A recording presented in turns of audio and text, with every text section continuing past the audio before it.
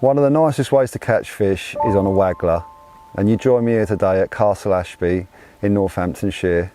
It's an old style estate lake, and my peg today is probably only 2.5 foot deep. It's a venue I fish a lot during the winter months with my team, and one I've done well on the waggler. It often outscores other methods simply because of the depth of the lake. It's a very silty lake, so the way I'm approaching it today suits perfectly a waggler.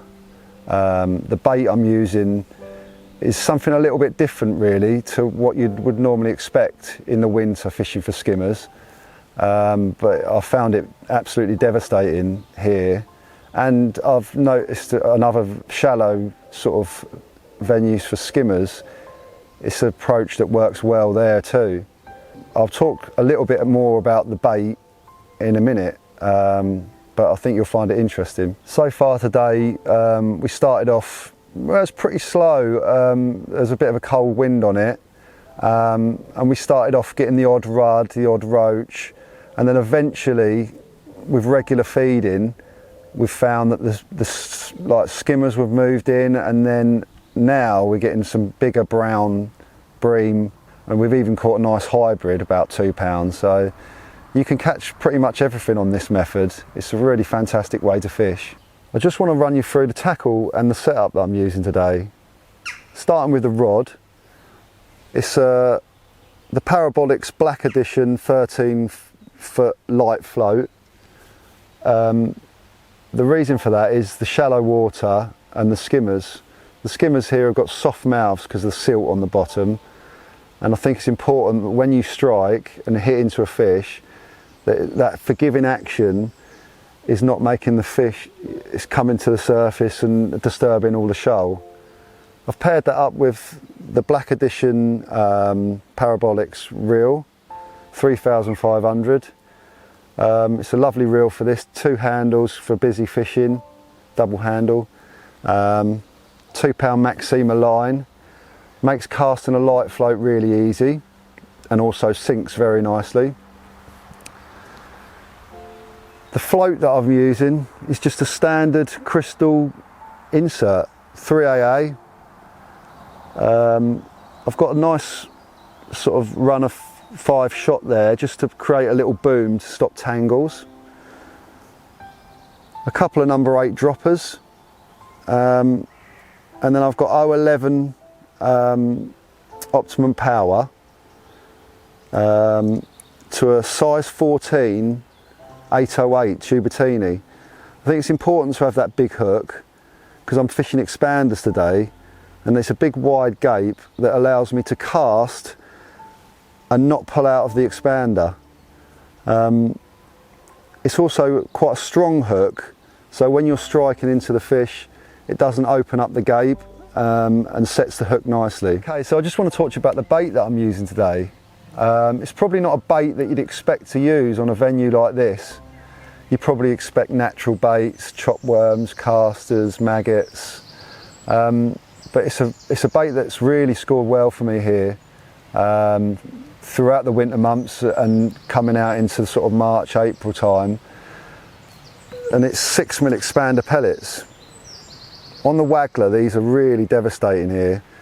I don't know if it's because they're so light and they fall and the skimmers like to intercept them when you're fishing on that waggler, but they just seem to work so well. I think another reason is because it's heavily carp fished, this lake, so they're used to seeing the expander pellets and fish meal based product.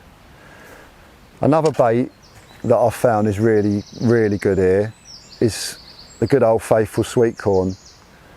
Later on in the session I'll start pinging the odd grain, and then last hour especially, if you slip a grain of this on, you tend to pick out them real better sort of 2-3 pound skimmers that you didn't even know was in your peg until you put a piece of sweet corn on.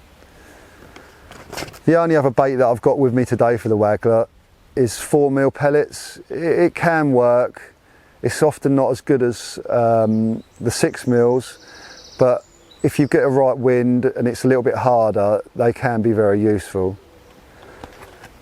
Anyway, enough about the bait, let's try and catch some fish.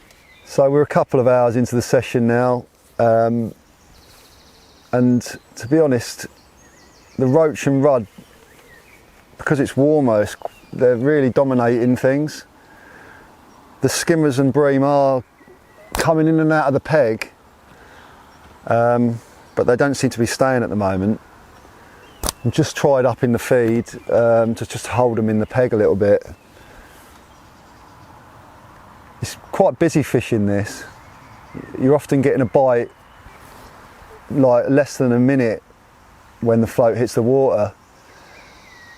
Not too dissimilar to sort of pellet waggler fishing almost, where you're casting regularly, you're feeding regularly, and trying to make things happen rather than just sitting there. And a little top tip is to often just drag that float towards you, and the skimmers tend to, there you go, there. You tend to drag the float and the bait, and that moving bait just seems to attract one onto the hook. This time it's a roach. I was hoping it was going to be one of them skimmers. Little roach. As you can see, the depth is really, really shallow. And this waggler often outscores the feeder, because you can imagine in 2.5 foot of water, you're smashing like a method or an embed in, and it just spooks the fish away really. Probably fishing, what, 25 metres. And using these 6mm pellets is just ideal really to ping over the top of the float. It just makes it easy. I tend to feed sort of 4 pellets first pouch and then a couple the next pouch, just to keep things going into your peg. A little bite there, missed it. As I say, it's quite busy. You're in and out a lot. Sometimes a real soft expander will work, and people think probably it'll fly off on the cast, but because of that wide gape on the hook, it doesn't tend to. I've actually got some awkward toe here today. Oh, missed that one as well.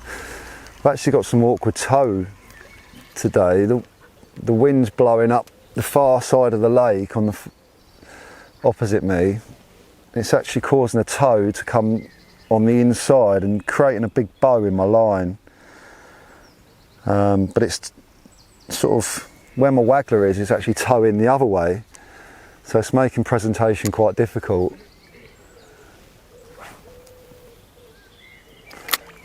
But due to the nature of the busy fishing, you're getting the bites quite quickly, so the float's not in long enough really to, there we go, another roach I think.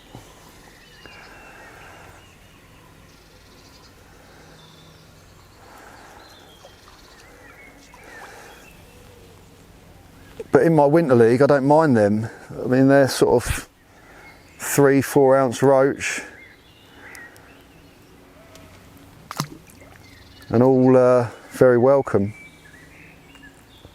I'm just going to start feeding the odd grain of corn as well, I think, just to try and sort out them better fish and try and avoid them roach and pick out some better fish.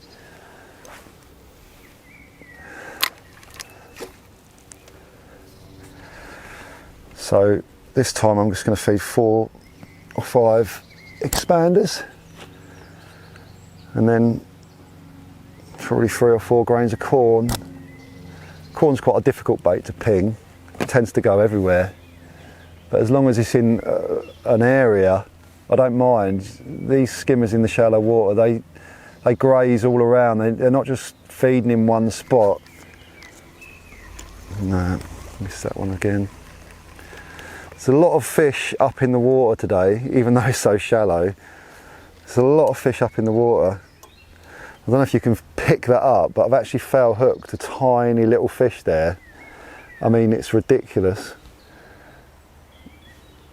Don't know quite how I've managed that, but yeah, I can't even make out what it is. In you go, little fella.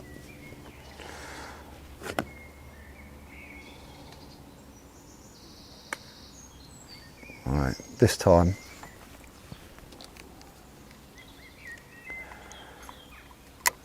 It's just trying to build the peg up again.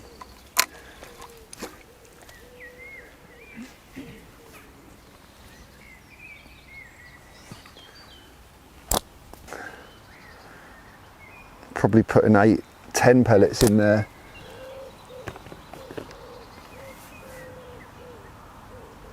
And what I could do now is feed like 2 pouches of 10 pellets and then not feed for a couple of casts, just to try and avoid them roach and rudd.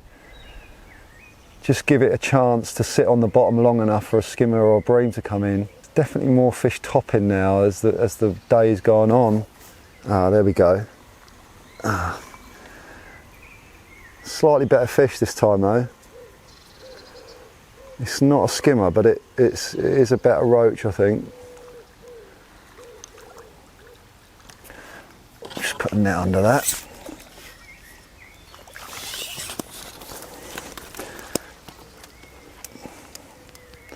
So it's probably 6-8 ounce even.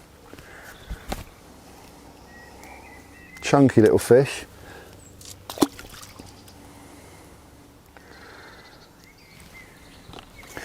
I'm going to slip a grain of corn on this time. I'm going to try my luck.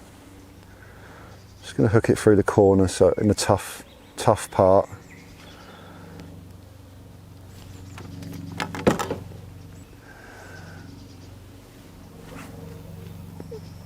Often in a match, last hour on this corn is absolutely brilliant.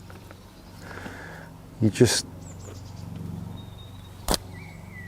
go from catching them silver bream to them real stamp fish, them real sort of 2-3 pound fish.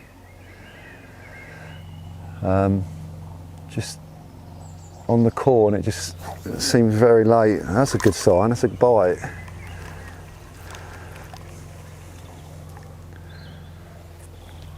Often you can slip corn on the whole match every now and again, and you don't get a bite.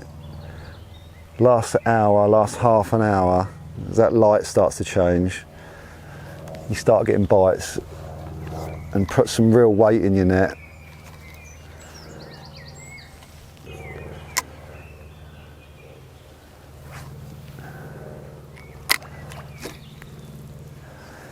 Right, come on, Mr. Bream.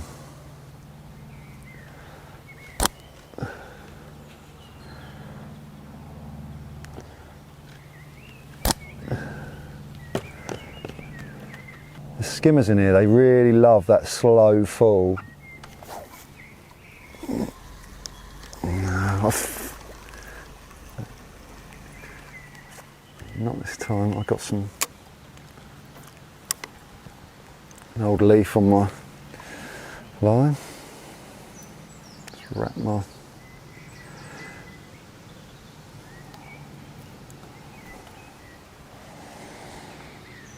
That's the joy of hooking it in the corner. You do get a couple of goes at it with the corn.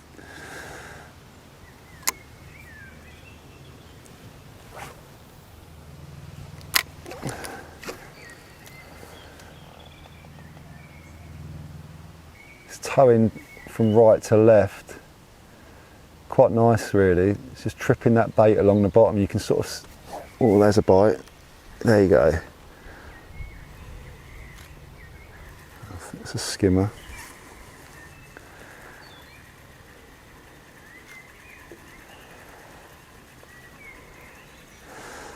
That corn just sorting out a slightly better fish.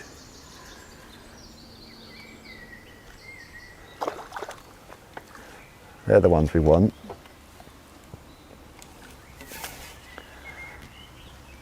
Lovely.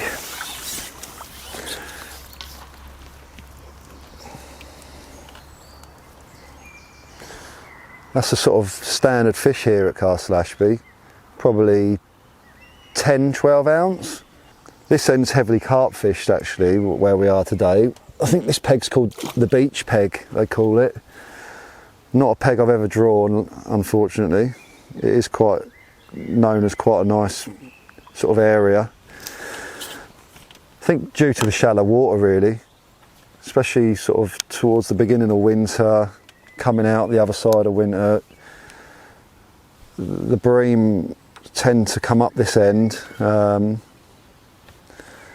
carp anglers are obviously putting a lot of bait here, and the bream certainly know where they want to be. Right, I'm going to try a bit of corn again because that worked.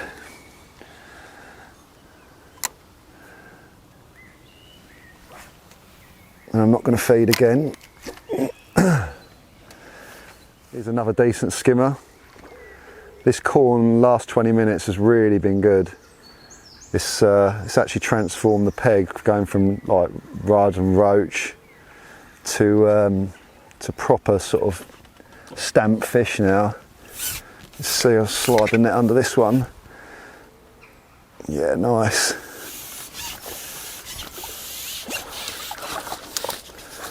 Probably the biggest fish of the day, to be honest. Nice one to end on. Whoa, he's lively too.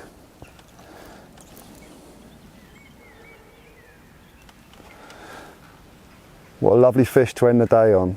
Hopefully some of these tips will help you get out to your local venue and catch a few fish like this.